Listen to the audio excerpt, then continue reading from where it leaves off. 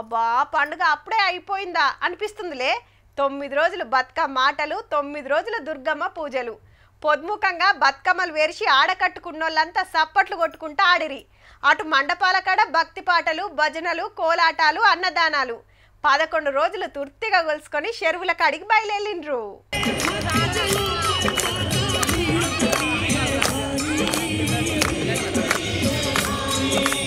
అమ్మవారికి ఆఖరి పూజలైనాక హారతిచ్చి గంగమ్మ ఒడికి పంపుతున్నారు. హైదరాబాద్ ట్యాంక్ బండ్ కాడ దుర్గమ్మ విగ్రహాల నిమజ్జనాలు జోరుగైతున్నాయి. నిన్న రాత్రి సంధి చాలైతే ఇవాళ పొద్దుముకేదాకా నడిచినాయి. ముద్దుగా రథాలు షింగారిచ్చి ఆడుకుంటా పాడుకుంటా తీసుకొచ్చిండ్రు.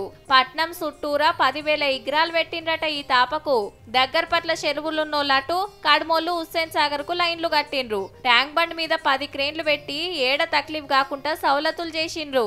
11 డేస్ ఎలా అయిపోయింది అసలు మాకు తెలియట్లేదు. నిన్ననే స్టార్ట్ అయింది, ఇవాళనే అయిపోయినట్టు అనిపించేస్తుంది మాకు. ప్రతి ఆడపిల్లలో దుర్గమాత ఉంటుంది, ప్రతి కన్యలో మన వైష్ణవదేవి మాత ఉంటుంది. అందుకే ఈ 9 రోజులు అమ్మవారిని మళ్ళీ కన్యలని చాలా పూజ చేస్తారు. అంటే నమ్మకం ఏంటంటే ఏది అనుకుంటే జరుగుతుంది అమ్మవారి దగ్గర, అందుకే అందరు చేసుకుంటారు. అయితే సరూర్ నగర్ చెరువు కాడ నిమజ్జనం చేస్తుంటే క్రేన్ ఇట్లా గాల్లెక్లేసింది. అటు దిక్కు పడ్డది కాబట్టి ఎవ్వలకేం కాలేదు. క్రేన్ ఆపరేట్ చేస్తోళ్ళు కొత్తోళ్ళట. అనుభవం లేకపోయే వరకు గిట్లయింది. ఊర్లల్ల సుత మా సంబురంగా చేసిండ్రు. నవరాత్రులు గొలుసుకున్న అమ్మవారిని ఆటపాటల నడమ సాగనంపిండ్రు.